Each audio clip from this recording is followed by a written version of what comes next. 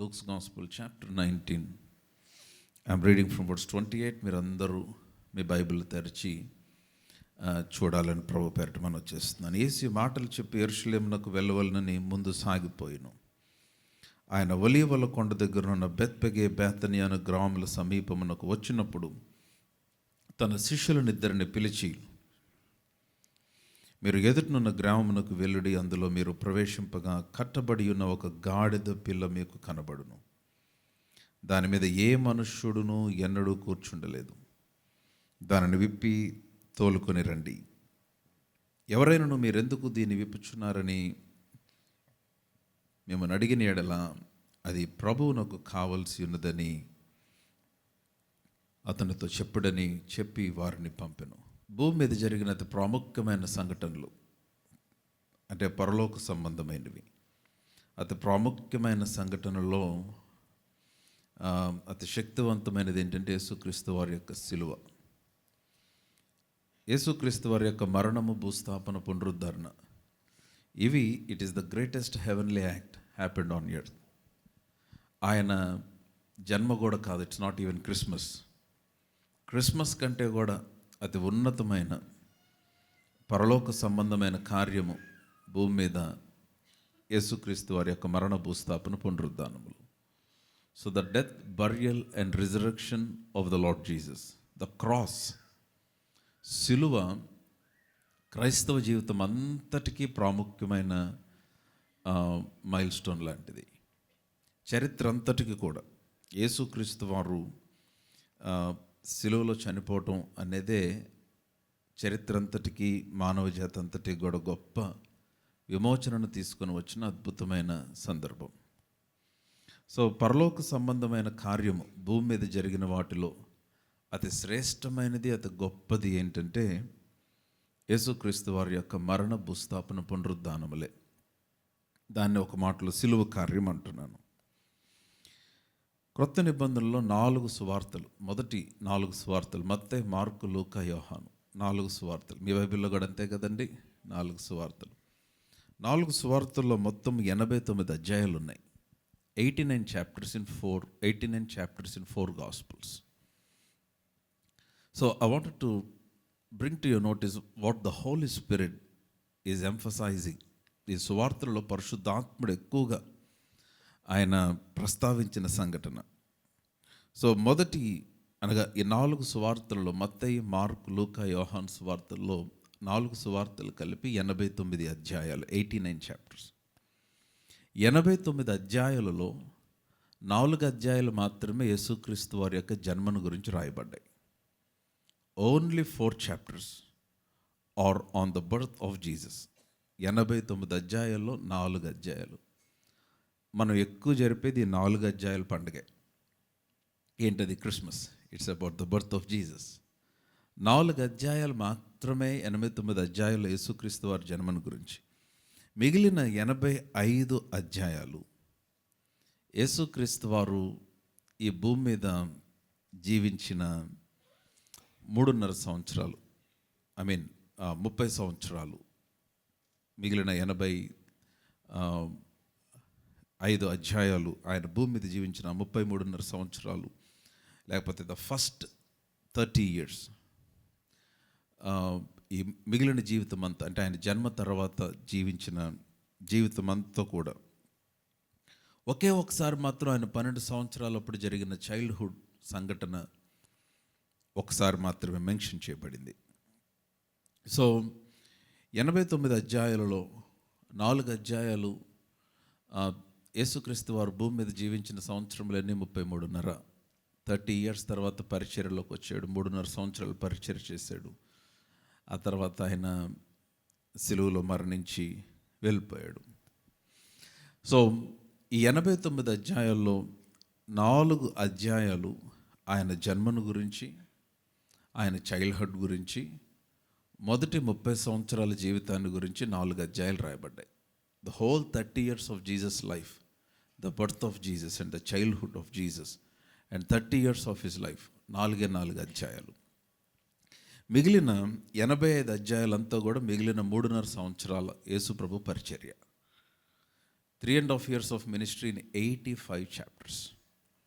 85 అధ్యాయుల్లో 3.5 సంవత్సరాల పరిచర్య. ఈ 85 అధ్యాయుల్లో కూడా 27 అధ్యాయాలు, 27 చాప్టర్స్, యేసుక్రీస్తు వారు సిలువకు వెళ్ళే ఆ వారం ముందు చూసారా 8 రోజులు. ఆ 8 రోజులను గురించి 27 అధ్యాయాలు రాయబడ్డాయి 4 సువార్తలలో. అంటే పరిశుద్ధాత్మ దేవుడు ఎక్కువ దేనిని ఫోకస్ చేశాడో చూడండి. 89 అధ్యాయాల్లో 4 అధ్యాయాలు ఫస్ట్ 30 సంవత్సరాలకి డెడికేట్ చేస్తే, మిగిలిన 85 అధ్యాయాల్లో 27 అధ్యాయాలు కంప్లీట్గా ఆయన సిలువను గురించి, సిలువ ప్రయాణమును గురించి, సిలువ బలియాగమును గురించి, the last 8 days of his life. అనగా యాక్చువల్గా దీన్ని హోలీ వీక్, ఈ రోజు నుంచి హోలీ వీక్ అంటారు చాలామంది, ప్యాషన్ వీక్ అంటారు. యేసుక్రీస్తు వారి యొక్క సిలువ శ్రమలు ఆరంభించబడిన రోజు ఈ రోజున, మటలాదివారం నుంచి ఆయన అప్పగించబడిన రాత్రి వరకు, ఆయన సిలువలో మరణించేంత వరకు. మీరు సువార్తల్లో చదవండి, ఈ వారం రోజులు జరిగిన సంఘటనలు మీరు స్టడీ చేస్తే చాలా బ్యూటిఫుల్గా ఉంటుంది. చాలా beautiful study. The passion of the lord Jesus, ఏ విధముగా ఆయన అనేక పరిస్థితుల్లో నుంచి ఈ 8 రోజులు ప్రయాణం చేశాడు అన్నది మనకి చాలా స్పష్టంగా కనిపిస్తుంది. సో యేసుక్రీస్తు వారి యొక్క మరణ, భూస్థాపన, పునరుద్ధానం గురించి దేవుని వాక్యం ఎక్కువ మాట్లాడుతుంది. అంటే అది మన జీవితాలకి చాలా చాలా చాలా ప్రాముఖ్యం. వితౌట్ క్రాస్, సిలువ లేకుండా మన జీవితాల్లో మనం ఏమీ పొందుకోలేం, ముందుకు వెళ్ళలేం, ఎదగలేం. దేవుని యొద్ద నుంచి ఏది మనం రిసీవ్ చేసుకోలేం. సో ఆ భాగంలోనే యేసుక్రీస్తు వారు ఆయన సిలువకు వెళ్ళక మునుపు జరిగిన సంఘటనలో అతి ప్రాముఖ్యమైన సంఘటన ఈ మట్టలాదివారం. అంటే ఆయన ఇశ్రాయేలు ప్రజల యొద్దకు రాజుగా వచ్చాడు. ఆయన రాజుగా వచ్చిన దినమున ఆయనని అక్కడున్న శిష్యులు, చిన్నబిడ్డలు గ్రహించి, గుర్తుపట్టి, వారి వస్త్రములన్నీ ఆ నేల మీద పరిచి, ఆ ఖర్జూరపు మట్టలు తీసుకొని వచ్చి హోసన్న జయమని కేకలు వేశారు. కానీ ఇశ్రాయేలీలు గుర్తించలేదు ఆయన రాజు అని, ఆయన దేవుడని. అయితే ఆ రోజు నుంచి, అనగా ఆ మట్లాదివారం జరిగిన రోజు నుంచి ఆయన మరింతగా పరీక్షించబడ్డాడు. మరింతగా ఆయనని శాస్త్రులు, పరిసయ్యులు, యూదులు ఆయన్ని బాధించి సిలువకు అప్పగించడానికి ప్రణాళికలు ఆరంభించబడ్డాయి. సో ఇదంతా కూడా దేవుని వాక్యంలో ప్రవచనాత్మకంగా రాయబడ్డాయి. సో ఈ మట్లాదివారం అనేది సిలువకు వెళ్ళకముందు జరిగిన అతి ప్రాముఖ్యమైన సందర్భం ఇది. Jesus visiting the people of Israel as a king, ఒక రాజుగా ఇశ్రాయేల్ ప్రజల్ని ఆయన దర్శించిన సందర్భం. బైబిల్లో చాలా పండుగలు ఉన్నాయి. ఇశ్రాయేలీలకి 7 పండుగలు ఉన్నాయి, 7 feasts.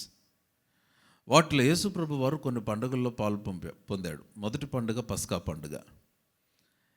పస్కా అనగా దేవుడు మొట్టమొదటిగా ఇశ్రాయేలీలకు విధించిన నియమం. ఇశ్రాయేలు ఐగుప్తులోంచి బయటకు వచ్చేస్తున్నప్పుడు ఆ గొర్రెపిల్లను వధించి దాన్ని పస్కా ఆచరించాలన్నాడు. సో యేసుక్రీస్తు వారు చనిపోయిన మొదటి రోజు నుంచే పస్కా ఆరంభించబడింది. ఆయన పస్కా పండుగను ఆచరించాడు. యేసుప్రభు వారు పాల్గొన్న రెండో పండుగ the feast of first fruits, ప్రథమ ఫలముల పండుగ అంటారు. ఏంటంటే యేసుక్రీస్తు వారు మరణించి తిరిగి లేచినప్పుడు ఆయన గురించి చెప్పిన మాట ఏంటంటే, మృతుల్లో నుంచి ప్రథమ ఫలముగా ఆయన తిరిగి లేచాడు అనే వాక్యంలో రాయబడింది. So he participated in the feast of first fruit. And the third feast, ఆయన ప్రత్యక్షంగా కాకపోయినా పరిశుద్ధాత్మగా పార్టిసిపేట్ చేసిన మూడవ పండుగ ఏంటంటే పెంతెకోస్తు పండుగ. పరిశుద్ధాత్మ దిగి వచ్చాడు మేడగది మీదకి. అన్ని భాషలతో శిష్యులు అనేక మంది మాట్లాడారు.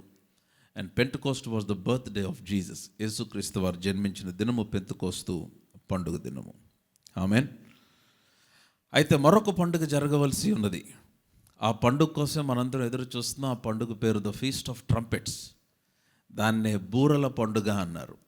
తెస్సలోనికీయులకు రాసిన మొదటి పత్రిక 4వ అధ్యాయం 19వ వచనం చూద్దాం. 1 Thessalonians chapter 4 verse 19. తెస్సలోనికీయులకు రాసిన మొదటి పత్రిక 4వ అధ్యాయం 19వ వచనం. కాబట్టి మీరు ఈ మాటల చేత ఒకరినొకడు ఆదరించుకొనుడి. సహోదరులారా, ఆ కాలమును గూర్చి ఆ సమయమును గూర్చి మీకు వ్రాయనక్కర్లేదు. అమ్మ కొంచెం పైకి వెళ్దాం. చదువు, ఈ వచనం చదువు. రాత్రి వేళ దొంగ ఎలాగూ వచ్చును అలాగే ప్రభు దినము వచ్చునని మీకు బాగుగా తెలియను. రాత్రి వేళ దొంగ ఎలాగూ వచ్చును అలాగే ప్రభు దినము వచ్చునని మీకు బాగుగా తెలియను. లెట్స్ గో టు వర్స్ 16, 4వ అధ్యాయం 16వ వచనానికి వెళ్దాం. ఆర్భాటముతోను ప్రధాన దూత శబ్దముతోను దేవుని బూరతోను. This is called the feast of trumpet. ఆర్భాటముతో ప్రధాన దూత శబ్దముతో దేవుని బూరతో పరలోకం నుంచి ప్రభు దిగివచ్చును. క్రీస్తునందుండి మృతులైన వారు మొదట లేతురు. ఆయన తిరిగి రాబోతున్న సంఘటన గురించి. This is called the feast of trumpets. దీన్ని ఇశ్రాయేలీలు రోష్ హషానా అని పిలుస్తారు. ఆ బూరల పండుగ. ఆ బూర ఎప్పుడైతే మ్రోగించబడుతుందో ఆ బూర మ్రోగినప్పుడు మెస్సయ్య వస్తాడని వారు నమ్ముతారు. అదే అపోస్తలుడైన పౌలు రాస్తాడు, ఆయన తిరిగి రాబోతున్నాడు. ఆయన తిరిగి వచ్చినప్పుడు ప్రధాన దూత శబ్దముతోనూ ఆర్భాటముతోనూ బూరతోనూ ఆయన వచ్చినప్పుడు, దేవుని బూర మ్రోగినప్పుడు రక్షించబడిన విశ్వాసులందరము కూడా పైకి ఎత్తబడి ఆకాశంలో ఆయన్ని కలుసుకొని పోతూ ఉన్నాం. హల్లెలూయా. ఎంతమంది సిద్ధంగా ఉన్నారు ఆయన కలుసుకోవటానికి? సో ఆయన తిరిగి వచ్చినప్పుడు, ఆయన ప్రధాన దూత శబ్దంతోనూ బూరతోనూ ఆయన తిరిగి వచ్చినప్పుడు మనమందరము ఆకాశంలో ఎగిరి ఆయన కలుసుకొని పోతున్నాం. ఆ దినము చాలా చాలా చాలా దగ్గరలోనే ఉంది. నమ్మిన వారు ఆమేన్ చెప్పండి. సో ఇప్పుడు మరలా ప్రశ్న అడుగుతున్నా, ఆయన కలుసుకోవటానికి అందరు సిద్ధంగానే ఉన్నారా? Praise the Lord. Hallelujah. So ఒకవేళ సిద్ధంగా లేకపోతే మీరు సిద్ధపడి మీ హృదయాలు ప్రభువుకు అప్పగించాలని కోరుతూ ఉన్నాను.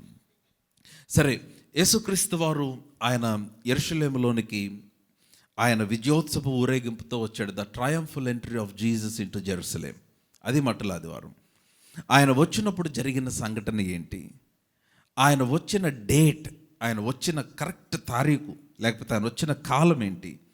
ఆయన వచ్చిన తర్వాత ఇప్పుడు దాకా జరిగిన సంఘటనలు ఏంటి? ఊరికే మీకు కొంచెం చిన్న బ్యాక్గ్రౌండ్ చెప్పి ఆ తర్వాత నేను కొంచెం లోపలికి వచ్చేస్తాను.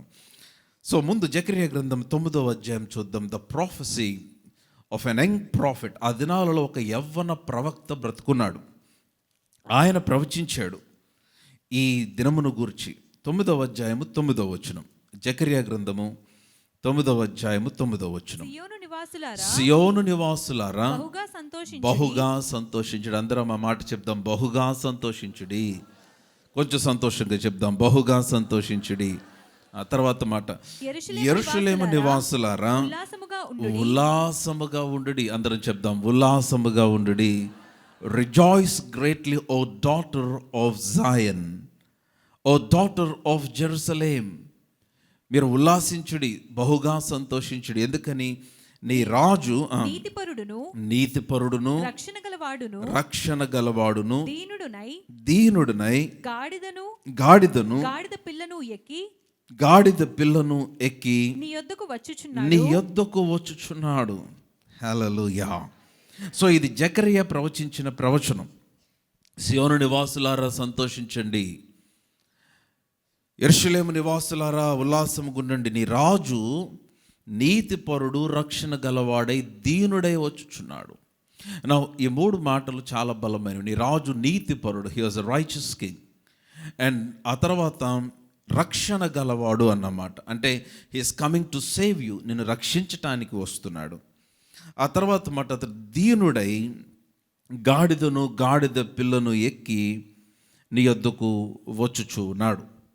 సో ఇది జకరియా ప్రవచించిన ఈ ప్రవచనాన్ని ప్రభు నెరవేర్చడానికి ఆయనదొక గాడిదను ఎక్కి యెరూషలేములోనికి ఒక రాజుగా ఉండవలసిన ఆయన దీనుడుగా గాడిద పిల్లను ఎక్కి ఆయన ప్రవేశించాడు. ఇప్పుడు మనము మరలా మార్కు సువార్త 11వ అధ్యాయానికి వచ్చేద్దాం. మార్కు సువార్త 11వ అధ్యాయం. మత్తయి సువార్త 23వ అధ్యాయానికి వద్దాం. బిఫోర్ గో టు మార్క్, మత్తయి సువార్త 23వ అధ్యాయం. ఆయన ఎందుకు వచ్చాడు యెరూషలేములోనికి? తన ప్రజలు ఆయనను గ్రహించాలని, ఆయన్ని గుర్తుపట్టాలని, వారిని రక్షించాలని. అందుకని మీరు జకర్యా ప్రవచించిన ప్రవచనం చూసారా? ఆయన నీతిపరుడును రక్షణ గలవాడుగా వస్తున్నాడు. ఆయన తీర్పు తీర్చడానికి రావట్లే, రాజే శిక్ష విధించడానికి రావటం లేదు, ఆయన ఖండం చేయటానికి రావట్లేదు, కానీ రక్షణ కలుగు చేయటానికి వస్తున్నాడు. నా మాట అర్థమైతే ఆమె చెప్పండి. 23వ అధ్యాయము దయచేసి చూడండి, మత్తయి సువార్త 37వ వచనం చదువుతున్నాను. 37. యెరూషలేమా యెరూషలేమా, ప్రవక్తలను చంపుచూను, నీ యొద్దకు పంపబడిన వారిని రాళ్లతో కొట్టుచూను ఉండుదానా? కోడి తన పిల్లలను రెక్కల క్రిందకి ఎలాగూ చేర్చుకొనునో, అలాగే నేనును నీ పిల్లలను ఎన్నో మారులు చేర్చుకొనవలనని యుంటిని గాని మీరు వల్లకపోతిరి. మీరు వినలా? Jesus talking to Jerusalem. యెరూషలేంతో మాట్లాడుతున్నాడు. యెరూషలేమా యెరూషలేమా, ప్రవక్తలను చంపుతూ వచ్చారు. ఎంతమంది ప్రవక్తలను చంపారు? వారిని రక్షించడానికి అనేక మంది ప్రవక్తలను పంపించారు. వాళ్ళందరినీ చంపుతూ వచ్చారు, రాళ్లతో కొట్టారు. కోడి తన పిల్లలను తన రెక్కల చాటున కాపాడుకొని ఎట్లాగ భద్రపరిచిందో, అలాగ మిమ్మును ఎన్నో మార్లు చేర్చుకొనవాలని నేను ఆలోచించాను, కానీ మీరు వల్లకపోతిరి, మీరు రాలా నా దగ్గరికి, నన్ను గ్రహించలా. సో కాబట్టి యేసుక్రీస్తు వారు ఆయన యెరూషలేములోనికి వస్తుంటే, గాడిద పిల్ల ఎక్కి వస్తుంటే అందరూ సంబరపడుతున్నారు. ఎందుకంటే ఆ ముందే లాజరుని బ్రతికించాడు. చనిపోయిన లాజరు బ్రతికించబడ్డాడు. సో అక్కడున్న విశ్వాసులు, శిష్యులు చూశారు, పిల్లలు గ్రహించారు ఆయన గొప్పతనం, ఆయన ఔన్నత్యం. అందరూ సెలబ్రేట్ చేస్తున్నారు. ఇశ్రాయేలు రాజుగా వస్తున్నాడు, ఇదిగో ప్రభు పేరట వచ్చుచున్నవాడు స్తుతించబడుగాక అని కేక వేస్తున్నారు, హోసన్నా అని కేక వేస్తున్నారు, జయము అని కేక వేరుస్తున్నారు, ఉన్నతమైన స్థలములలో మహిమ అని కేక వేస్తున్నారు. అందరూ కేకలు వేసి ప్రభువును స్తుతిస్తూ ఉన్నారు. కానీ శాస్త్రులు, పరిసయ్యులు, సద్దూకయ్యులు, ధర్మశాస్త్రోపదేశకులు, ఇశ్రాయేలు ప్రజలు, అసలు దేవుని స్వజనులు, యేసుక్రీస్తు వారి యొక్క సొంత అన్నదమ్ముళ్ళైన ఇశ్రాయేలీలు యేసు ప్రభు వారిని అంగీకరించలేదు. దాని గురించి ఆయన చాలా బాధపడ్డాడు. Now come to Luke's gospel chapter 19. లూకాసు వార్త 19వ అధ్యాయానికి రండి. ప్రభు నాతో మాట్లాడుతున్న వాళ్ళందరూ ఆమెన్ చెప్పండి. అర్థమవుతుంటే ఆమెన్ చెప్పండి. కనీసం నటించండి, అర్థమైనట్లన్నా బిగ్గరగా ఆమెన్ చెప్పాలి. కమాన్. 19వ అధ్యాయము, లూకాసు వార్త 19వ అధ్యాయము. సో 41వ వచనము. ఆయన పట్టణమును సమీపించినప్పుడు, ఈ మాట గమనించాలి. No this is on the day of the palm Sunday. ఈ మట్టలాదివారం జరిగిన సంఘటన. ఆయన పట్టణమును సమీపించినప్పుడు దానిని చూచి దాని విషయమై ఏడ్చి. అక్కడ ఒక ట్రాన్స్లేషన్లో వెప్ట్ ఓవర్ అని ఉంది. ఇక్కడ I think this is KJV. Another translation says he was sobbing, body shaking, sobbing అంటే ఆయన వెక్కి ఊగిపోవునంతగా ఏడ్చాడు, తల్లడిల్లిపోయాడు. యెరూషలేమును చూచి ఏడ్చాడు, దగ్గరికి వచ్చి ఏడ్చాడు. ఎందుకు ఏడ్చాడు?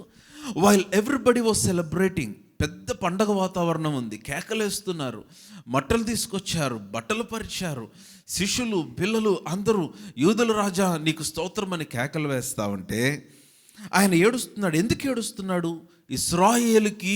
ఇశ్రాయేలీని తృణీకరించారు కదా, ఆ తృణీకరించిన దాని వలన భవిష్యత్తులో వారికి కలగబోవు అతి భయంకరమైన దుస్థితిని ఆయన ముందుగానే చూసి ఏడుస్తున్నాడు. అక్కడదే మనం చూస్తాం. 42వ వచనం. నీవును ఈ నీ దినమందైన, బాగా గమనించాలి, ఈ వచనం చాలా పవర్ఫుల్ వచనం. నీవును ఈ నీ దినమందైనను సమాధాన సంబంధమైన సంగతులను తెలుసుకొని ఎడల నీకెంతో మేలు. సమాధాన సంబంధమైన సంగతులు, ద థింగ్స్ ఆఫ్ పీస్ అన్నమాట. Things which belong unto thy peace here. The things which belong unto నీ సమాధానము, నీ సమాధాన సంబంధమైన సంగతులు నీ జీవితంలో ఏ పరిధిలోనైనా. God is coming on the day of Palm Sunday. ఈ మట్టలాదివారం రోజున the message that he want to convey to his people, ఆయన తన ప్రజలకు తెలియజేయాలనుకున్న అర్థం ఏంటంటే, I'm going to restore things in your life. నీ జీవితంలో నేను రెస్టోరేషన్ కలుగు చేద్దామను. అందుకనే నీ రాజు నీతిపరుడై రక్షణ గలవాడే నీ యొద్దకు వస్తూ ఉన్నాడు. హల్లెలూయా. టు సేవ్, రక్షణ అన్నమాట. సమాధాన సంబంధమైన సంగతులు అంటే to give you shalom, peace అంటే అన్ని పరిధులలో, అన్ని వైపులా నీకు సమృద్ధిని, నెమ్మదినివ్వాలని ఆయన కోరుతూ ఉన్నాడు. బాగా గమనించండి, ఇశ్రాయేలుతో ఆయన మాట్లాడుతున్నాడు, నీవును ఈ నీ దినమందైన సమాధాన సంబంధమైన సంగతులు తెలుసుకొనిన ఎడల నీకు ఎంతో మేలు. అయితే ఏమన్నది మీ బైబిల్లో, కానీ ఇప్పుడు అవి నీ కనులకు ఏమై ఉన్నాయి చెప్పండి, మరుగు చేయబడి ఉన్నాయి. అవి నీ కనులకు మరుగు చేయబడి ఉన్నవి. ఎందుకనంటే వీరు దేవుని యొక్క రాకను గుర్తించాల. దేవుడు వచ్చి వారిని దర్శించటం వారు గుర్తించలేదు. They were missing the appointment of God. They were missing the appointment of God. దేవుని ప్రజలైన ఇశ్రాయేలీలు దేవుడు వారిని వచ్చి దర్శించిన ఆ యొక్క అపాయింట్మెంట్ని వారు మిస్ అయిపోతున్నారు. సో వారు ఆయన తృణీకరిస్తున్నారు. కాబట్టి దేవుడు వారిని చూచి బాధపడుతూ ఉన్నాడు. He was crying. వారి గురించి కేక వేస్తున్నారు, అయ్యో మీరు ఈ దినమందైనా మీరు గ్రహిస్తే ఎంత బాగుంటుంది. కానీ వారు గ్రహించలేదు. అందువలన దేవుడు వారిని గురించి ఆయన బాధపడి ఆ తర్వాత ఆ రోజు నుంచే అక్కడ ఆయన యొక్క ప్యాషన్ అనగా ఆయన శ్రమ, సిలువకు వెళ్ళే ముందు ఆ శ్రమ ఆరంభించబడింది. ఆయన ఏమంటున్నాడు చూడండి, 43వ వచనము, ప్రభువు నిన్ను దర్శించిన కాలము నీవు ఎరుగుకుంటువి. For you did not understand, or you did not recognize. For you did not recognize the day of visitation of the Lord. ప్రభు నిన్ను దర్శించిన కాలము నీవు ఎరుగుకుంటువి గనుక నీ శత్రువులు నీ చుట్టూ గట్టు కట్టి ముట్టడి వేసి అన్ని ప్రక్కలను నిన్ను అరికట్టి నీలో ఉన్న నీ పిల్లలతో కూడా నిన్ను నేల కలిపి నీలో రాతి మీద రాయి నిలిచి ఉండకుండా దినములు వచ్చినని చెప్పెను. నీలో రాతి మీద రాయి నిలిచి ఉండనియ్యని దినములు వచ్చునని చెప్పెను. ప్రభుకు చాలా బాధేసింది. అరే మీరు ఇంత రిజెక్ట్ చేశారు, ఈ రిజెక్షన్ వల్ల కలగబోయేది ఏంటంటే రాబోతున్న దినాలలో మీ చుట్టూ శత్రువులు వచ్చి గట్టు కట్టి మిమ్మల్ని బంధించి మీ పిల్లల్ని నాశనం చేసి అండ్ దేవుడు అవన్నీ పలికేసాడు వారి మీద. కరెక్ట్ 40 సంవత్సరాల తర్వాత రోమియోలు వచ్చి ఇశ్రాయేలీయులను చెరపట్టి ఇశ్రాయేలీయుల దేవాలయాన్ని పడగొట్టి రాయి మీద రాయి నిలవకుండా చేసి క్రీస్తు శకం 70వ సంవత్సరంలో AD 70లో చాలా భయంకరమైన హింస, భయంకరమైన శ్రమ రోమీయుల ద్వారా ఇశ్రాయేలీయుల మీదకు తీసుకొని రాబడింది. సో ఇదంతా జరుగుతున్న సందర్భంలో ఇవన్నీ దేనికి చూపిస్తూ ఉన్నాయంటే ఆ అంత్యదినములలో జరగబో సంఘటనలకు ఆయన సాదృశ్యంగా వీటిని అలాగ వదిలేశాడు. నా మాటలు అర్థమవుతున్నాయా? ఇశ్రాయేలీయులు చాలా కాలం బబులోను చెరలో ఉన్నారు. 70 సంవత్సరాలు వారు చెరలో ఉండాలని ఇర్మియా ప్రవచించాడు. సో 70వ సంవత్సరంలో దానియేలు తెలుసుకున్నాడు. సో 70వ సంవత్సరంలో దానియేలు తెలుసుకొని ప్రార్థన చేశాడు. 70వ సంవత్సరంలో దానియేలు తెలుసుకొని ప్రార్థన చేసిన తర్వాత దేవుడు దానియేలుతో మాట్లాడటం ఆరంభించాడు. దానియేలు గ్రంథం 9వ అధ్యాయం 1వ వచనం చదువుదాం. The book of Daniel chapter 9 verse 1 చదువుదాం.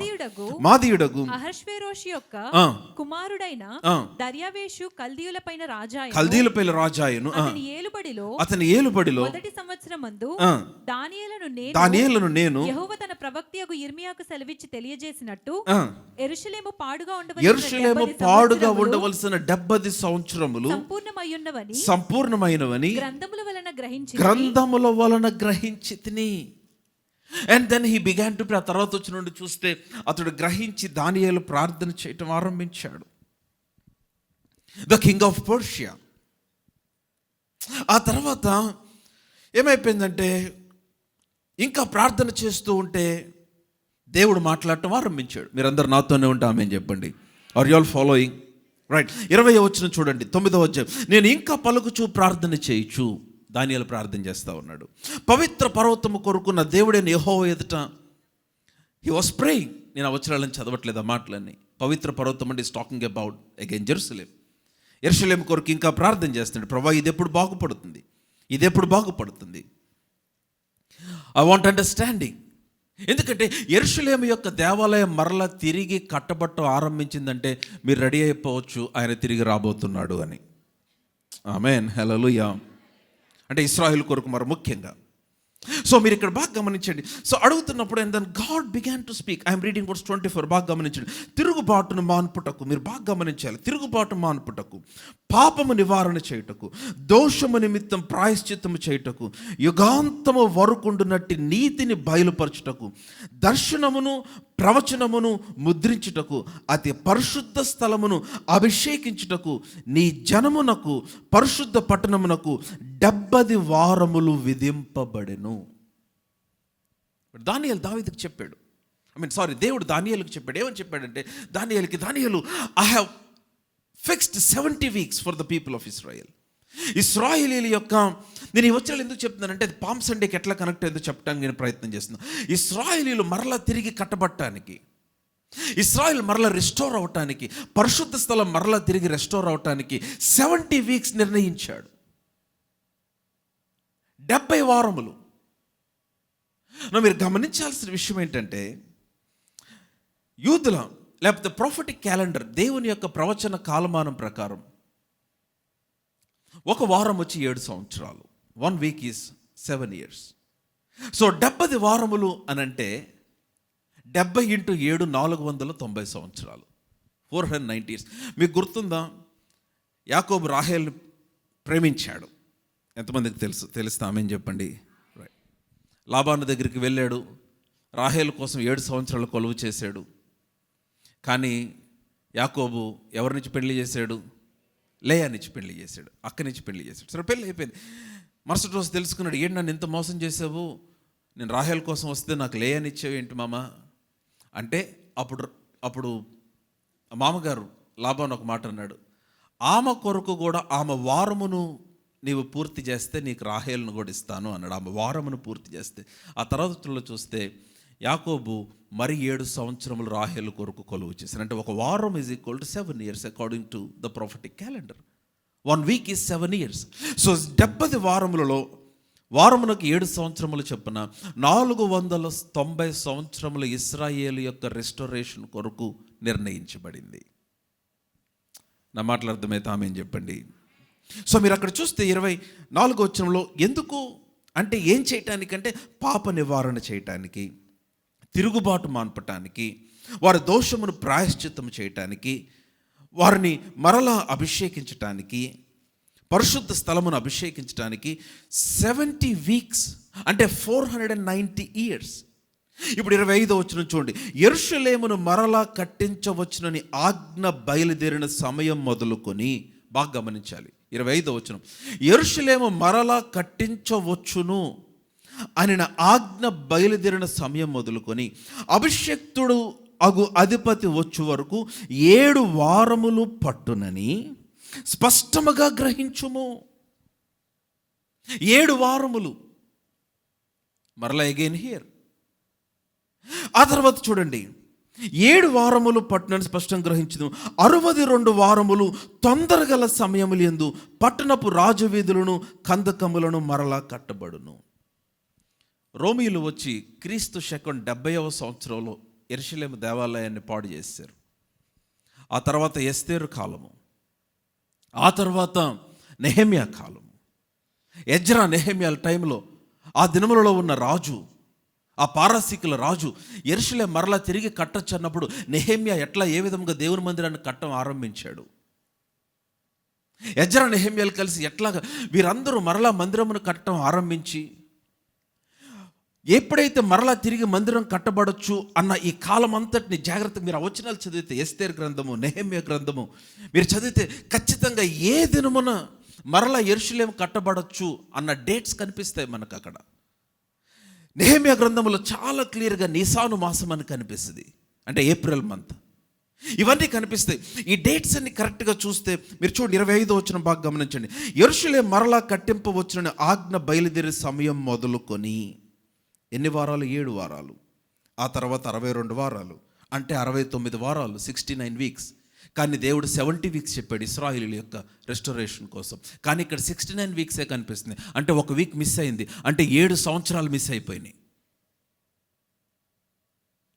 సో ఈ ఆజ్ఞ బయలుదేరిన తర్వాత యెరూషలేం కట్టబట్ట ఆరంభించిన తర్వాత ఎస్తేరు టైంలో Persian Kingdom, present day Iraq అది యాక్చువల్గా. సో ఇవన్నీ కట్టడం ఆరంభించిన తర్వాత ఇవన్నీ కరెక్ట్గా వచ్చేసరికి 69 సంవత్సరాలే. 69 సంవత్సరాలు ఈజ్ ఈక్వల్ టు, అంటే 69 వారాలే. 69 వారాలంటే వారానికి 7 సంవత్సరాలు చొప్పున 483 సంవత్సరాలు పూర్తయిపోయినాయి. ఇంకొక వారం మిస్ అయిపోయింది. సో మీరు ఆ డేట్స్ జాగ్రత్తగా క్యాలిక్యులేట్ చేస్తే కరెక్ట్గా 483 సంవత్సరాలు ఎప్పుడు పూర్తయిందంటే మట్టలాదివారం రోజున పూర్తయింది. సో దేవుడేమో యెరూషలేము మరలా తిరిగి రిస్టోర్ అవ్వాలి. వారు రిస్టోర్ అవటానికి 70 వారములు నేను నిర్ణయించాను అన్నాడు. ఈ 70 వారములలో 69 వారాలే అయినాయి, ఒక వారం మిగిలిపోయింది. ఈ 69 వారములు అవగానే ప్రభువైన యేసుక్రీస్తు వారు ఈ భూమి మీదకి వచ్చి ఆయన శరీరధారిగా యెరూషలేములోనికి రాజుగా ప్రవేశించాడు. ఆ రోజే మట్టలాదివారము. అందుకని దాని గురించి ఇంత మాట్లాడుతున్నాము. ఆమేన్. మట్టలాదివారం రోజున ప్రభువైన యేసుక్రీస్తు వారు యెరూషలేములోనికి వచ్చిన ఆ సందర్భము ఆయన మరలా రెండవ రాకడికి యెరూషలేము కొరకు తిరిగి రాబోతున్న దానికి సాదృశ్యముగా మనము చూస్తూ ఉన్నాం. ఆమేన్. మరి ఆ నెక్స్ట్ 7 years ఎప్పుడు జరుగుతుంది? ఆ మిగిలిపోయిన 70వ వారం. సో ఇప్పుడు 483 సంవత్సరాలు పూర్తయిపోయినాయి. యేసుప్రభు వారు మట్టలాదివారం రోజు వచ్చాడు. ఆ నెక్స్ట్ 7 days పూర్తవ్వలేదు. 7 weeks పూర్తవ్వలేదు, ఆర్ 7 years పూర్తవ్వలేదు. ఆ 7 years జరగకుండా దేవుడు ఇప్పుడు దాకా ఆపుతూ వచ్చాడు. అప్పటి నుంచి ఇప్పుడు దాకా మన అందరం ఏ యుగంలో ఉన్నాం అంటే కృపాయుగంలో ఉన్నాం. ఉగ్రత రాకుండా, భూమి మీదకి శాపం రాకుండా దేవుడు జాగ్రత్తగా ఆయన మీద విశ్వాసం ఉంచిన వారందరూ ఆయన వైపు తిరగటానికి దేవుడు ఎంత కాలమును దేవుడు మనకు అనుగ్రహిస్తూ వచ్చాడు. కనీసం అర్థమైనట్లన్నా మీరు నటించి ఆమెను చెప్పాలని కోరుతూ ఉన్నాను. Come on, hallelujah. If you don't understand the history, you will not. ఏం జరుగుతుంది ఇరాన్లో, ఎందుకు యుద్ధం జరుగుతుంది, ఎందుకు ఇస్రాయేలీలకి ఇరాన్కి మధ్య యుద్ధం జరుగుతుంది, ఎందుకు అమెరికన్ సపోర్ట్ చేస్తున్నారు, ఎందుకు రష్యా వాళ్ళకి సపోర్ట్ చేస్తుంది, యుద్ధం ఎన్ని రోజులు జరిగిద్ది, ఎప్పుడు ఆగిద్ది? నేను చెప్తున్నాను, everything is return in the Bible. ఏం జరిగిందంటే ఇప్పుడు యుద్ధం ఎందుకు ఆరంభించబడిందంటే మరలా ప్రొఫెటిక్ క్లాక్ మరలా స్టార్ట్ అయింది. అది దేవుని ప్రవచనాత్మకమైన ఆ క్లాక్, ఆ గడియారం, ఆ కాలమానం మరలా ఆరంభించబడింది. ఎందుకంటే the church history, the era of the church history is coming to an end. సంఘ చరిత్ర యుగము అంతములోనికి వచ్చేసింది. ఇంకా సంఘము ఎత్తబడే టైం చాలా దగ్గరకు వచ్చేసింది. ఆమేన్, హల్లెలూయా. నా మాటలు అర్థమవుతుందా?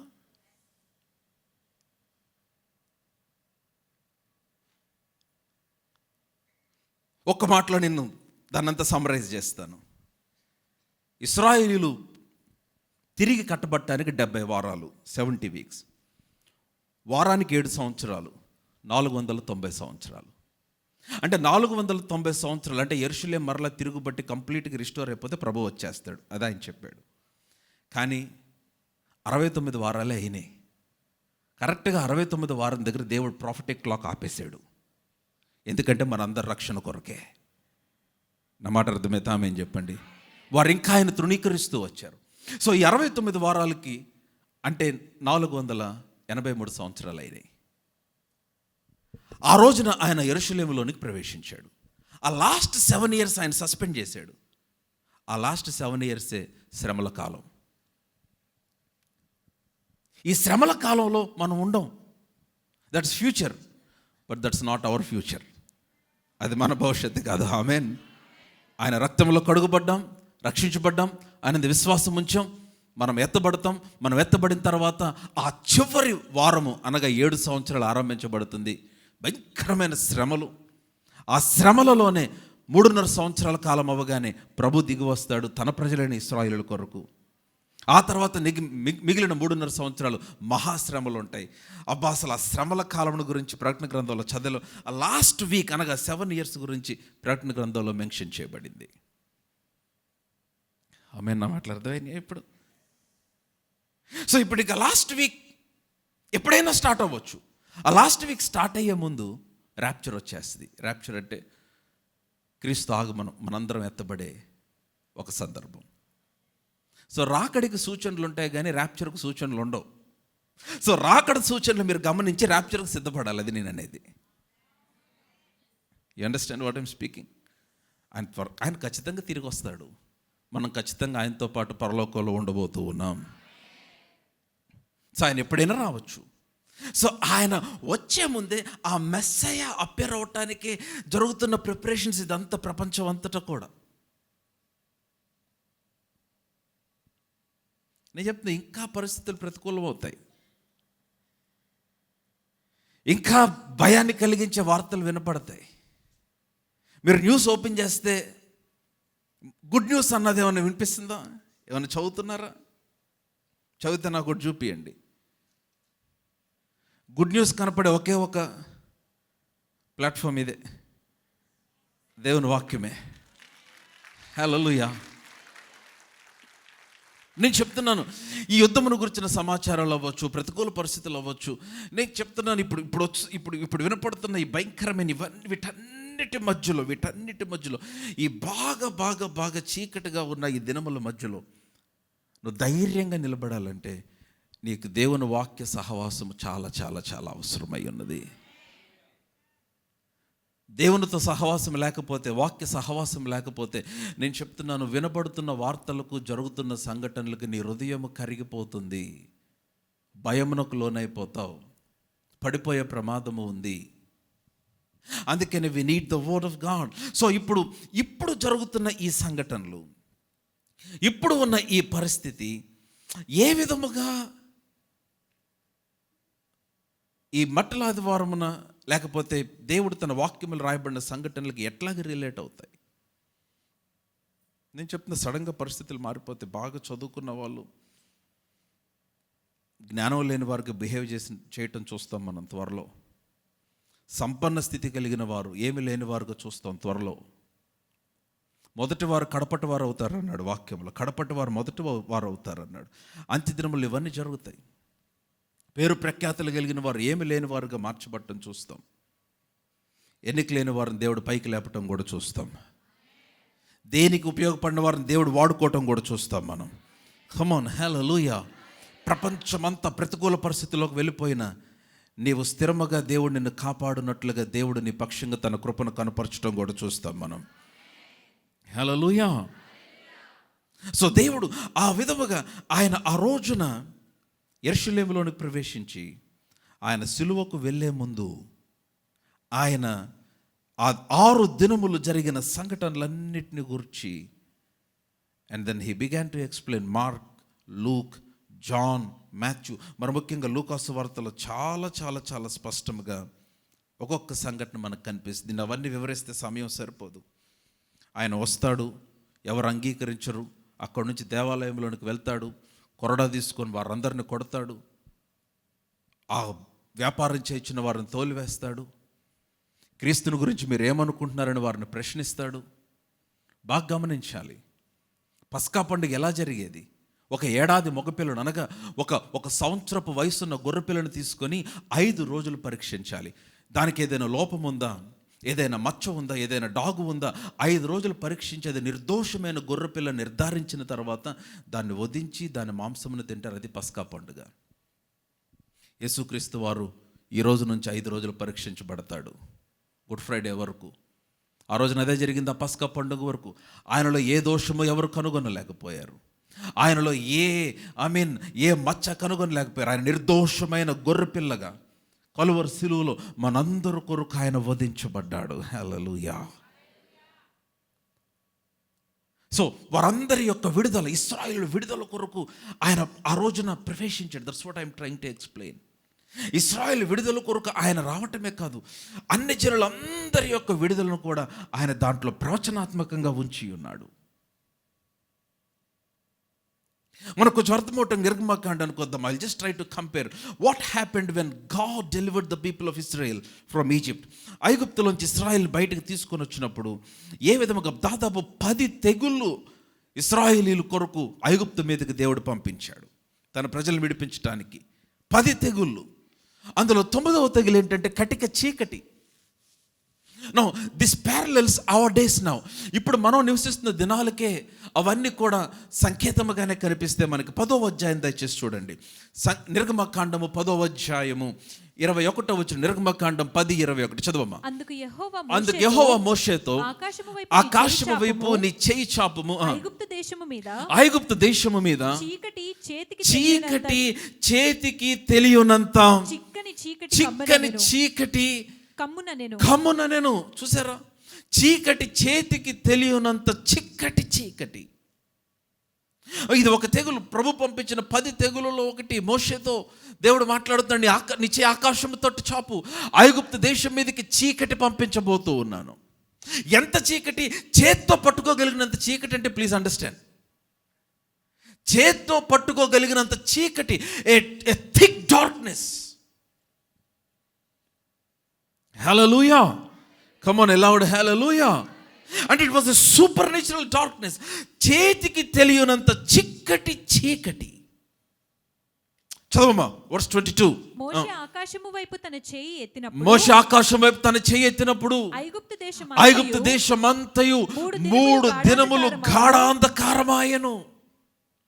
No, those are the days that we are living in now. Darkness which may even be felt. అంటే తెలియగలిగినంత చీకటి. ఈ రోజుల్లో మనం అటువంటి దినాల్లోనే ఉన్నాం. ఇప్పుడున్న దినాలతోనే సాదృశ్యముగా ఆ దినాలు ఉన్నాయి. నా మాటలు అర్థమవుతున్నాయా? ఇశ్రాయేలీయులకు విడుదల కలగక ముందు ఉన్న దినాలు, సంగమునకు విడుదల కలగక ముందు ఉన్న దినములు ఇప్పుడు. భయంకరమైన కటిక చీకటి. The days that we are living in dark days, I am telling you. ఎలాంటి వార్తలు వింటున్నాం, ఎలాంటి పరిస్థితులు జరుగుతున్నాయి, ఎంత ప్రతికూల పరిస్థితులు, ఎంత కన్నీటి పరిస్థితులు, భయంకరమైన భయాందోళనకరమైన పరిస్థితులు బయట చోటు చేసుకునే. ప్రియ దేవుని బిడ్డలారా వినాలి, బయట జరుగుతున్న సంఘటనలు వాస్తవమైనవి. They are real. The days are bad, the days are dark. మనం చాలా చీకటి దినాలలో ఉన్నాం. No values. టెక్నాలజీ పెరిగింది అనుకుంటున్నాం, అసలు ఎవరు ఇష్టపడిన వాళ్ళు బిహేవ్ చేస్తూ ఉన్నారు. We are thinking that we are progressing. No, actually technology పెరిగిన తర్వాత మనం ఇంకా వెనక్కి వెళ్ళిపోతున్నాం. కిందకి వాల్యూస్ పడిపోతున్నాయి. కుటుంబ విలువలు లేవు, యవనస్తులకి విలువలు లేవు, ఆత్మీయ విలువలు లేవు. ఎవరు ఇష్టం వచ్చినట్టుగా వారు జీవిస్తున్నారు. we are living in dark days. తల్లిదండ్రులు పేరు పెట్టి పిలిచే పిల్లలు ఉన్న తరం ఇది. ఎంత గౌరవం! అధికారులకు గౌరవించని తరం ఇది. Many people, they don't respect the authorities. ఎందుకంటే నీకు నచ్చలేదని. No, we are in dark days. Listen to me, we are in the dark days. చేతికి తెలియనంత కటిక చీకటి. Verse 23, 23వ వచనము. 3 దినములు ఒకనినొకడు కనుగొనలేదు. Give me scripture here. 3 దినములు ఒకనినొకడు కనుగొనలేదు. చదువు, మరల కొంచెం గట్టి చదువు, మరల చదువు. 3 దినములు ఒకనినొకడు కనుగొనలేదు, ఎవడును తానున్న చోటు నుంచి లేవలేకపోయాను. అబ్బా, మీరు ఆ వచనాన్ని బాగా గమనించాలి. 23వ వచనం చూస్తున్నట్లయితే ఆమెను చెప్పండి. ఒకరినొకరు కనుగొనలేనంత చీకటి, ఎవడు తనున్న చోటు నుంచి లేవలేకపోయినను. అయినను, అందరు చెప్పండి అయినను, బిగ్గరగా చెప్పాలి అయినను. ఏమైంది?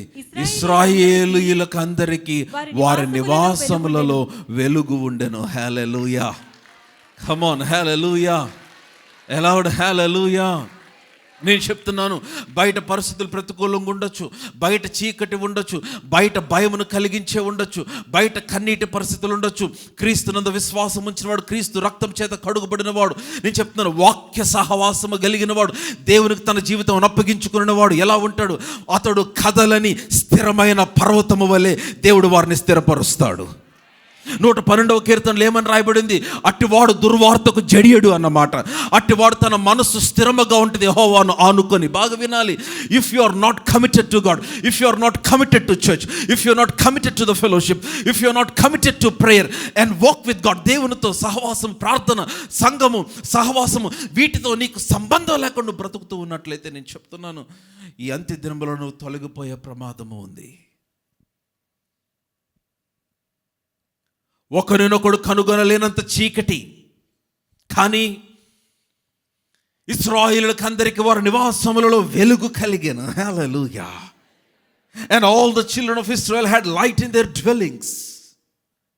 And the same light, పాత నిబంధనలలో ఇశ్రాయేలుకి ఏ విధంగా వెలుగునిచ్చాడో నాకు తెలియదు, but in the New Testament పౌలు మాట్లాడుతూ ఎఫెసీయులతో అన్నాడు, ఆకాశ చీకటిలో నుంచి వెలుగు కమ్మని పలికిన వాడే ఈ రోజున మీ హృదయములో ప్రకాశించుచూ ఉన్నాడు అన్నాడు.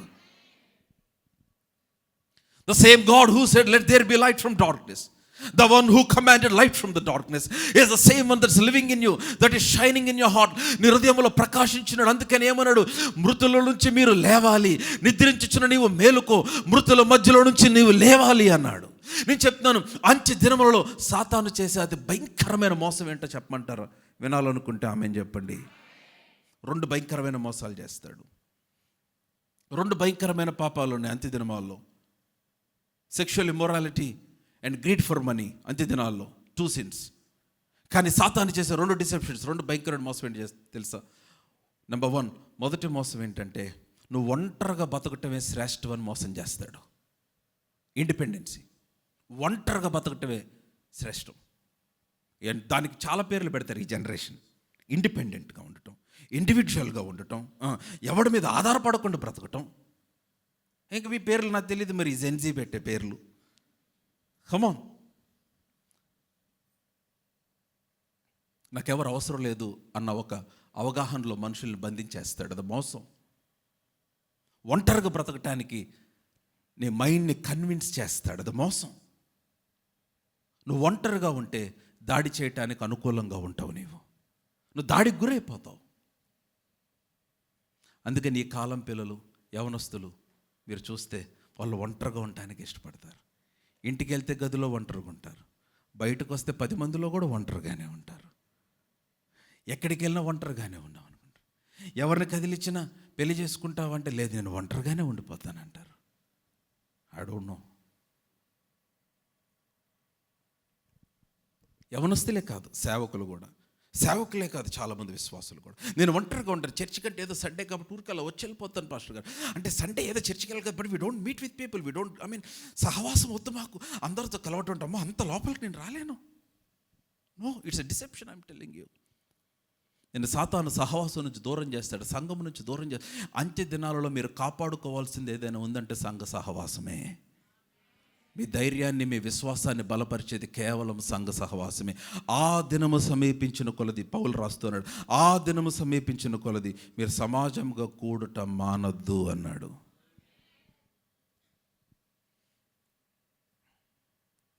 ఆమెన్. సో ఒంటరిగా ఉండటానికి ఇష్టపడతారు. ఎందుకంటే I'm just being myself. విన్నారా? మొన్న ఎవరో పోస్ట్ పెట్టారు, ఎవరో తెలియదు నాకు, I'm just going on a date with me. ఏంటి? Going on a date with me. I don't know if that person will marry himself or herself. వాళ్ళని వాళ్ళే పెళ్లి చేసుకొని వాళ్ళే. నాకు అర్థం కాలా.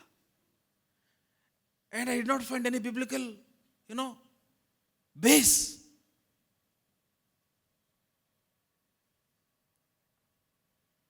హలో, అందరు నాతోనే ఉన్నారా? నువ్వు ఒంటరిగా ఉండు, సాతానుకు నువ్వు ఒంటరిగా కనపడు, నువ్వు దాడికి రెడీగా, ఈజీగా దాడి.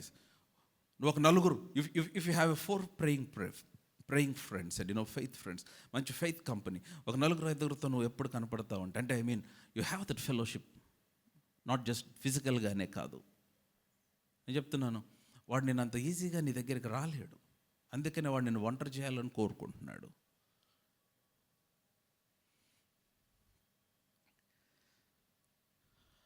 నా మాటలు ఏమైనా అర్థమవుతున్నాయా?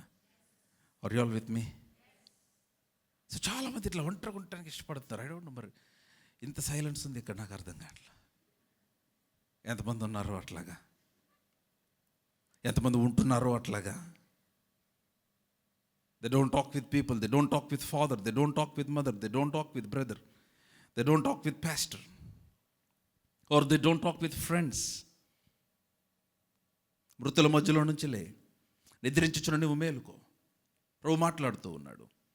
The first deception is, I'm telling you, loneliness, independency, ఒంటరిగా ఉండు అంటాడు. అండ్ నెంబర్ 2, అంత్య దినాల్లో సాతాను చేసే రెండవ భయంకరమైన మోసం ఏంటో తెలుసా? నిన్ను బాగా నిద్రపోమంటాడు.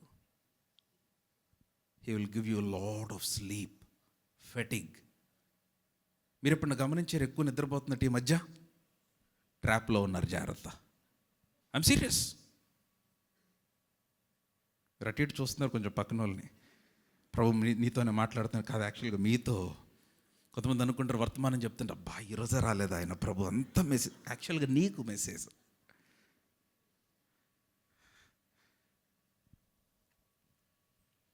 ఇంటికి చెప్తారు, అసలు నువ్వు ఈరోజు రాలేదు పాస్టర్ గారు, ఈరోజు అంతా నీకే చెప్పారు. పోనీ మంచిది అతనికి అయితే, కానీ నీకు కూడా. ఆమెన్. సీరియస్లీ, ఎక్కువ నిద్ర వస్తుందా? నువ్వు నిద్రపోతున్నప్పుడు నీ అభిషేకం కోల్పోతావు. నువ్వు నిద్రపోతున్నప్పుడే నువ్వు ఓటమికి గురైపోతావు. నువ్వు నిద్రపోతున్నప్పుడే శత్రు దాడికి గురవుతావు. Seriously. Well, Samson was sleeping, he lost the anointing. I'm not just talking about a rest. నేను మామూలుగా తీసుకునే ఒక శారీరక రెస్ట్ గురించి మాట్లాడట్లేదు. నేను కాంప్లసెన్స్ గురించి మాట్లాడుతున్నాను. నిద్రపోవాల్సిన టైం కంటే ఎక్కువ నిద్రపోతా ఉంటే నేను చెప్తున్నా, నీకు తెలియకుండా ఒకలాంటి స్పిరిచువల్ డ్రైనెస్లోకి వెళ్ళిపోతావు. ఇశ్రాయేలు అట్లా వెళ్ళిపోయారు. దేవుడు అంటున్నాడు, నేను వచ్చాను, చిన్నపిల్లలు స్తుతిస్తున్నారు, శిష్యులు స్తుతిస్తున్నారు. ఆక్స్ఫర్డ్లో, హార్వర్డ్లో చదివిన వాళ్ళు, పీజీలు చేసిన వాళ్ళు, డబుల్ పీజీలు చేసిన వాళ్ళు, యూజీలు, అందరూ the doctors of the law, ధర్మశాస్త్రోపదేశకులు, వారెవ్వరూ నన్ను అంగీకరించలేదు. ఓ ఇశ్రాయేలా, ఈ నీ దినమందైనా సమాధాన సంబంధమైన సంగతులు నువ్వు తెలుసుకుంటే ఎంత మేలు. యెహోవా నిన్ను దర్శించిన కాలము నువ్వు ఎరగలేదే. Your missing your day of appointment, your day of visitation. When God is visiting, చెప్తున్నాను, Palm Sunday is all about receiving him. నువ్వు రాజుగా ఆయన అంగీకరించి నీ కొరకు నిర్ణయించబడిన నీ ఎన్కౌంటర్ నువ్వు మిస్ అవ్వకుండా పొందుకోవటమే మట్టల ఆదివారం యొక్క ప్రాముఖ్యత. Your day of visitation. బాగా చదువుకొని జ్ఞానం వచ్చేసి ఆయన మెస్సయ్య కాదు, ఆయన దేవుడు కాదు, మనకు దేవుడు అవసరం. ఈరోజున మనుషులందరూ అట్లా తయారైపోయారు. I'm serious. కాబట్టి లెమ్ము తేజరిల్లుము. నిద్రపోతున్నారని చెప్తున్నాడు ఆయన. లెమ్ము తేజరిల్లుము. యెషయా 61 ఏమనుంది? యెషయా 61, వెలుగు వచ్చి ఉన్నది, నీకు వెలుగు వచ్చి ఉన్నది, లెమ్ము తేజరిల్లుము. మీ ప్రకటనలు చెప్పండి, నీకు వెలుగు వచ్చి ఉన్నది, లెమ్ము తేజరిల్లుము. మీరు చెప్పలా మీ పక్కన వాళ్ళకి. Will try once again. మరలా 1 2 3 గో. నీకు వెలుగు వచ్చి ఉన్నది, లెమ్ము తేజరిల్లుము. Hallelujah. Your time has come. Your time has come to prosper. Your time has come to thrive. Your time has come for restoration. నీ పునరుద్ధరణకు సమస్తమైన వాటికి వెలుగు వచ్చింది. చదవమ్మా. లెమ్ము తేజరిల్లుము, వెలుగు వచ్చి ఉన్నది. యెహోవా మహిమ నీ మీద ఉదయించెను. చూడుము, భూమిని చీకటి కమ్ముచున్నది, భూమిని చీకటి కమ్ముచున్నది, కటిక చీకటి జనములను కమ్ముచున్నది. యెహోవా నీ మీద ఉదయించుచున్నాడు. హల్లెలూయా. ఎంత బాగుందన్నమాట. And the glory of the Lord shall be seen upon you. యెహోవా మహిమ. అదే చెప్తున్నాను. While the earth, the people of the world are going in turmoil, భయంకరమైన క్లిష్ట సమయాల్లోనికి వెళ్ళిపోతూ ఉన్నప్పుడు, నువ్వు క్రీస్తు సహవాసం కలిగిన వ్యక్తివైతే యెహోవా మహిమ నీ పైన ఉదయించుచూ ఉన్నది. He wants to protect you. సాతానేమో ఈ రోజున నీ బిడ్డలను, నీ కుటుంబాన్ని అటాక్ చేయడానికి ప్రయత్నం చేస్తూ ఉన్నాడు. కానీ దేవుడు నిన్ను భద్రపరచాలని ప్రయత్నం చేస్తూ ఉన్నాడు. తన రెక్కల చాటున, కోడి తన రెక్కల చాటున పిల్లలు కాచుకున్నట్లుగా ఆయన నిన్ను కాపాడాలని కోరుతూ ఉన్నాడు. కమాన్ లౌడ్ హల్లెలూయా. నా మాటలు అర్థమవుతున్నాయా? 3 దినముల చీకటి, ఒకరినొకడు కనుగొనలేనంత చీకటి, చేత్తో పట్టుకోగలిగినంత చీకటి. ఇశ్రాయేలీలు ఇండ్లలో వెలుగు. కానీ మీకు విషయం చెప్తా వినండి, వీళ్ళు చీకట్లో ఉంటే వెలుగును చూడొచ్చు కదా ఈజీగానే. Talk to me. ఇప్పుడు వీరు చీకట్లో ఉండి ఒకరినొకరు కనుగొనలేనంత చీకట్లో ఉన్నారు. ఇశ్రాయేల్ ఇండ్లలో అంత వెలుగుంది. కానీ ఈ చీకటి, ఈ వెలుగు ఎట్లా ఉందో చెప్తాను వినండి. ఎంత వెలుగుతో ఇశ్రాయేలీని దేవుడు నింపాడంటే వీరెవ్వరికి కనబడలేనంత వెలుగుతో దేవుడు వాళ్ళని కప్పేశాడు. You understand? శత్రువు కనుగొనలేనంత వెలుగుతో దేవుడు. మీరు కొన్ని లైట్స్ని డైరెక్ట్గా చూడలేరు. సూర్యుని డైరెక్ట్గా చూడలేము. సూర్యుడి దాకా ఎందుకు? ఇప్పుడు నాకు ఇక్కడ పైన ఉన్న లైట్ని డైరెక్ట్గా చూడాలంటే కష్టం, చాలా ఎక్కువ ఇంటెన్సిటీ ఉంటుంది. ఆ లైట్ చూస్తే కొంతసేపటికి కళ్ళంతా కూడా బ్లర్ అనిపిస్తుంది. సో దేవుడు అటువంటి సూపర్ నేచురల్ వెలుగు ఇశ్రాయేలీయుల గృహంలో ఉంచాడు ఆయన. హల్లెలూయా. అంటే నీ శత్రువు కూడా నీ దగ్గరికి రాలేనటువంటి వెలుగు. ఆమేన్. శత్రువులు నిన్ను టచ్ చేయలేనటువంటి వెలుగుతో దేవుడు నిన్ను నింపుతూ ఉన్నాడు. That's called super natural light. అటువంటి వెలుగుతో ఇశ్రాయేల్ దేవుడు నింపాడు. దట్స్ ప్లేగ్ నెంబర్ 9, చీకటి. ఈ దినములకే సాదృశ్యం అది. We're in those kind of days now. చీకటి దినాల్లో మనం ఉన్నాం. అయితే చివరి అద్భుతం చేయకముందు ఆయన ఏమన్నాడు చూడండి. 11వ అధ్యాయం, ఇప్పుడు సంఖ్య నిర్గమకాండం, అదే నెక్స్ట్ చాప్టర్కి వచ్చేది. నిర్గమకాండం 11వ అధ్యాయం 1వ వచనం చదవమా. నిర్గమకాండం. మరి యెహోవా మోషేతో ఇట్లనెను, ఫరో మీదకిని ఐగుప్తు మీదకిని ఇంకొక తెగులు రప్పించేది. వన్ మోర్ ప్లేగ్, ఇంకొక తెగులుని రప్పించబోతూ ఉన్నాను. చదవమ్మా.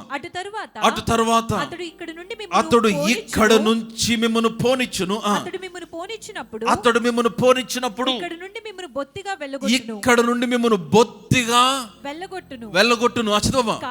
కాబట్టి తన చెలికాని యొద్ద ప్రతి పురుషుడు, తన చెలికత్తి యొద్ద ప్రతి స్త్రీయు వెండి నగలను బంగారు నగలను అడిగి తీసుకొనుడని ప్రజలతో చెప్పుము. హల్లెలూయా. And one last thing that's going to happen before Jesus comes. యేసు ప్రభు తిరిగి రాకముందు, సంఘమునకు విడుదల కలగక ముందు జరిగే మరొక చివరి సంఘటన ఏంటంటే, the wealth of the world will be transferred to the people of God. లోకములో ఉన్న సంపద దేవుని సంఘములోనికి మార్చబడుతుంది. మీరు నమ్మినా నమ్మకపోయినా ఆమేన్ చెప్పాలి. Come on. Hallelujah. That's what it in the Bible. నీతిమంతులు, పాపాత్ముల యొక్క ఆస్తి ఎవరి కొరకు దాచిపెట్టబడింది? నీతిమంతుని కొరకు.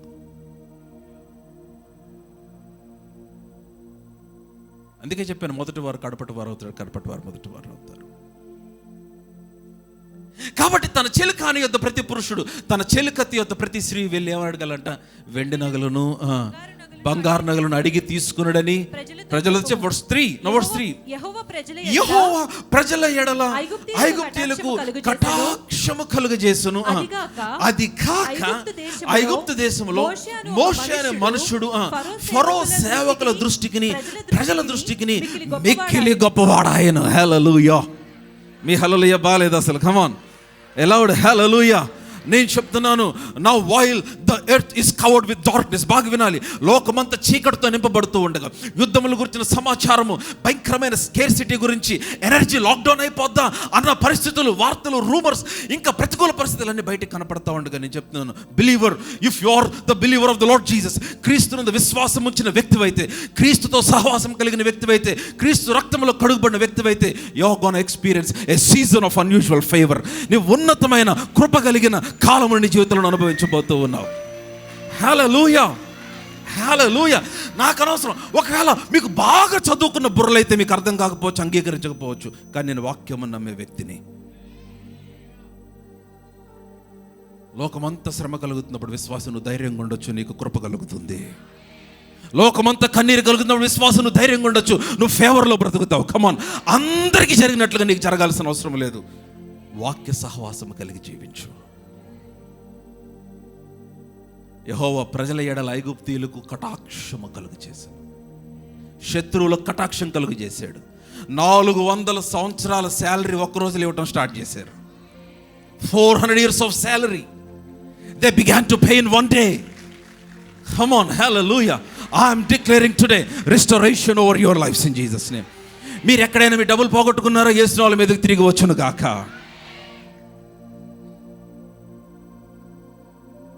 గెట్ రిచ్ క్విక్ స్కీములు తెలుసు కదా, తొందరగా ధనవంతులు అయిపోయే స్కీములు ఉంటాయి. వాటిలో పోగొట్టుకున్న వాళ్ళ గురించి చెప్పట్లే నేను, నిజంగా పోగొట్టుకున్న వాళ్ళు ఉంటారు కొంతమంది. అంటే ఈరోజు ఇన్వెస్ట్ చేసే సాయంత్రానికి నీకు వచ్చేస్తే అంటారు చూడండి, నమ్మకండి. And Bible doesn't support that.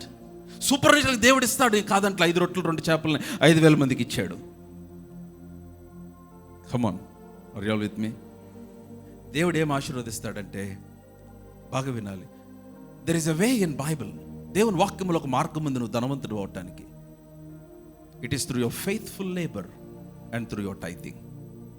It's through your faithful labour and your tithing. న్యాయబద్ధముగా నువ్వు కష్టపడాలి, దేవుడు దీవిస్తాడు. నీ చేతి పైన ఆయన ఆశీర్వదిస్తాడు. అతడు చేయనిదంతయు సఫలమగును అన్నాడు. భాగ్యమును సంపాదించుకుని నీ చేతులకు సామర్థ్యము కలుగు చేస్తాడు.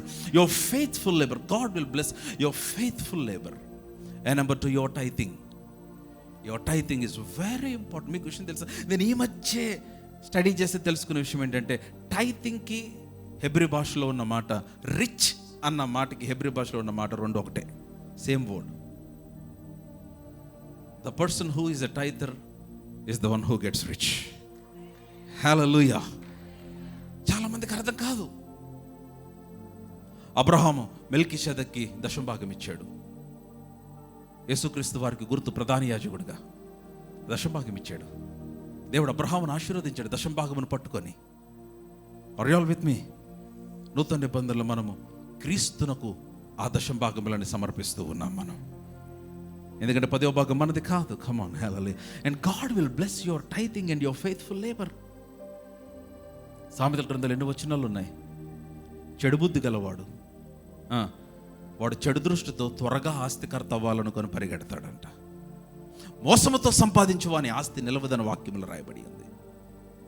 వచనం చూస్తారా? సామెతల గ్రంథం verse, Proverbs. I just written in my notes 13:11. సామెతలు 13:11. సామెతలు 13:11. మోసము చేత సంపాదించిన ధనము క్షీణించిపోవును, కష్టము చేసి కూర్చుకొని వాడు తన ఆస్తిని వృద్ధి చేసుకొనును. God will bless your faithful labor.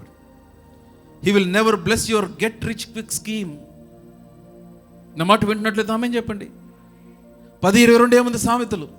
యెహోవా ఆశీర్వాదము, మీకు వచ్చిన కంటతో చేయాలి. 10:22 మర్చిపోకూడదు. యెహోవా ఆశీర్వాదము ఐశ్వర్యం ఇచ్చును, నరుని కష్టము చేత ఆశీర్వాదము ఎక్కువ కాదు.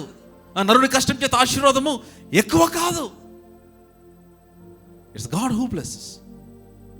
సో అంత్య దినాల్లో జరిగే మరొకటి ఏంటంటే, a supernatural wealth transfer, a supernatural transfer of the provision. Come on, hallelujah, a loud hallelujah. You are going to experience the favor of the Lord, the favor of the Lord. ఉద్యోగాలు పోతేమని భయపడకండి. నిన్ను తీసేస్తారేమోనని భయపడద్దు. తీసేసిన పర్వాలేదు, దేవుడు నీ కొరకు మరొకటి సిద్ధపరిచి ఉంచాడు ఆయన. Come on, hallelujah. నువ్వు సమృద్ధిలో బ్రతికినట్లుగా దేవుడు నీ పక్షంగా తన కార్యమును చేస్తాడు. ఆమేన్. ఇదంతా ఎప్పుడు జరిగిందంటే, ఇశ్రాయేలీలు ఐగుప్తు నుంచి బయటికి వచ్చేటప్పుడు, before the deliverance of his people. దేవుడు అదే చెప్తున్నాడు. యెరూషలేమా, యెరూషలేమా, ఎన్ని పర్యాయాలు నిన్ను కాపాడదు అని నీ దగ్గరకు వచ్చాను. ఇదిగో నేను నిన్ను దర్శించిన ఈ దినమును నువ్వు మిస్ చేసుకోవద్దు. Do not miss the day of your appointment. You understand what I'm speaking? Come on, loud hallelujah. ఆ రోజున ఆయన పిలిచాడు కదా, తన శిష్యులు పిలిచి వెళ్ళి గాడిదని తీసుకురమ్మన్నాడు. అదిగో మీరు ఆ ఊరు వెళ్ళండి, ఆ ఊరిలో గాడిద పిల్ల ఉంటాయి, అవి కట్టబడి ఉంటాయి. మార్కు సువార్త 11వ అధ్యాయం 1వ వచనం చదవమ్మా. Mark 11:1 quickly. I will finish with వారు యెరూషలేమును సమీపించి ఒలీవల కొండ దగ్గర ఉన్న బెత్పగే బెత్పగే బేతనియాను గ్రామములకు వచ్చినప్పుడు ఆయన తన శిష్యులను ఇద్దరిని పిలిచి ఇద్దరిని చూచి మీ ఎదుటనున్న గ్రామమునకు వెళ్ళుడి, అందులో మీరు ప్రవేశింపగానే కట్టబడి ఉన్న ఒక గాడిద ఒక గాడిద పిల్ల కనబడును, దాని మీద ఏ మనుషుడు ఎప్పుడు కూర్చోడలేదు, దాన్ని విప్పి తోలుకొని రండి. కమాన్, దాన్ని విప్పి తోలుకొని. ఇందాక అదే చెప్పింది, ఒంటరిగా ఉంటే వాడబడవు, నువ్వు వచ్చి జాయిన్ అవ్వాలి, ప్రభు దగ్గరికి రావాలి. దాన్ని విప్పి తోలుకొని రండి. untie them. That's what the Bible says. Untie them. I want to use. ప్రభు అన్నాడు, నేను వాడుకోవాలనుకున్నాను, so I want to untie them. ఈ రోజున దేవుడు అదే చేయబోతూ ఉన్నాడు ఇక్కడ. He wants to untie you.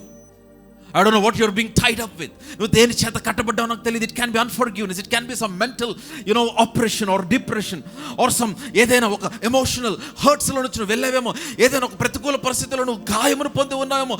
God wants to untie you today. ఈ రోజున నిన్ను వాడుకోవటానికి దేవుడు ఇష్టపడుతూ ఉన్నాడు. To fulfill the purpose of God. నేను చెప్తున్నా, మనందరం ఒకే పని కొరకు ఈ భూమి మీద నివసిస్తున్నాం అన్న. దేని కొరకు అంటే ఆయన ఉద్దేశం నెరవేర్చడానికి. అంటే పాస్టర్ గారు, నేను ఒక టీచర్నేనండి, టీచర్గా నువ్వు ఆయన ఉద్దేశం నెరవేర్చాలి.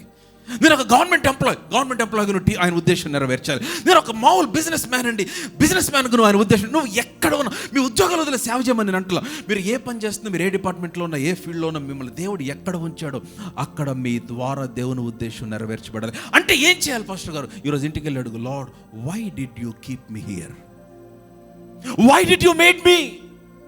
What do you want me to do? What can I do for the kingdom? ఈరోజు నువ్వు అడగాలి, ప్రతి విశ్వాసం అడగాల్సిన ప్రశ్న దేవుడిని, why am I here Lord? నన్ను డిపార్ట్మెంట్లో ఎందుకు పెట్టావు? కరెక్ట్, నేను ఉద్యోగం చేస్తున్నా, ప్రభుత్వానికి పనిచేస్తున్నా, ప్రభుత్వ నియమాలన్నింటినీ నేను అవలంబిస్తున్నా, లేకపోతే విధేయత చూపిస్తున్నాను, కరెక్టే. కానీ నా ద్వారా నీ ఉద్దేశం ఏంటి? Let me know. Why am I here? Why am I here? Why am I here? ప్రభు చెప్పాడు, మీరు ఆ గాడిదని విప్పుతా ఉన్నప్పుడు ఆ యజమానుడు వచ్చి అడుగుతాడు, ఎందుకు అంటే, మీరు చెప్పండి అవి ప్రభువునకు కావలసి ఉన్నవి. నేను చెప్తున్నాను dear believers, I'm telling you, the lord has the need of you. నువ్వు ప్రభువునకు కావలసి ఉన్నవి. ఈ రోజున నువ్వు ఒక హోమ్ మేకర్ అవ్వచ్చు, ఒక హౌస్ వైఫ్ అవ్వచ్చు, నువ్వు ఒక నార్మల్ లేడీ అవ్వచ్చు, ఆర్ ఏ వర్కింగ్ లేడీ, ఎవరు వేరే సరే, నువ్వు ప్రభువునకు కావలసి ఉన్నవి. ఈ రోజున dear young girl, young boy, నువ్వు ప్రభువునకు కావలసి ఉన్నవి. ఈ రోజున ప్రియ తండ్రి, ప్రియ తల్లి, నువ్వు ప్రభువునకు కావలసి ఉన్నవి. ఈ రోజున నీ ద్వారా ఆయన ఉద్దేశం నెరవేర్చాలని కోరుతూ ఉన్నాడు ఆయన. చాలా ప్రతికూల పరిస్థితుల్లో ఉన్నాను పాస్టర్ గారు అంటున్నావా? డోంట్ వర్రీ, నీ రాజు నీతిపరుడును రక్షణ గలవాడై గాడిద మీద దీనుడై నీ యొద్దకు వస్తూ ఉన్నాడు. నీకు రెండంతల మేలు కలుగ చేయటానికి వస్తూ ఉన్నాడు. నశించిపోయిన నేను పైకి లేవనెత్తడానికి వస్తూ ఉన్నాడు. కమాన్.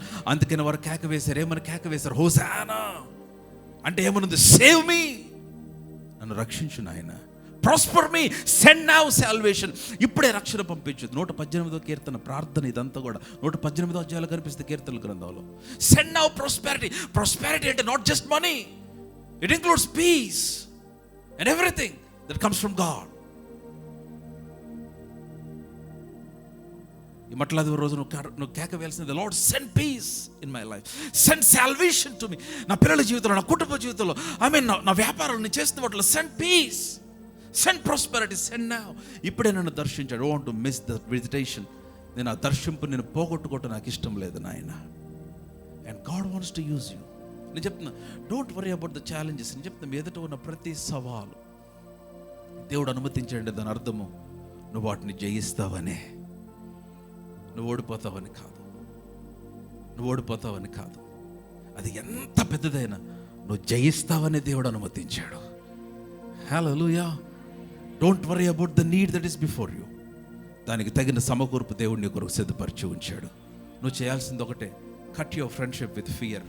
భయముతో నీ స్నేహాన్ని తెంచేసుకో.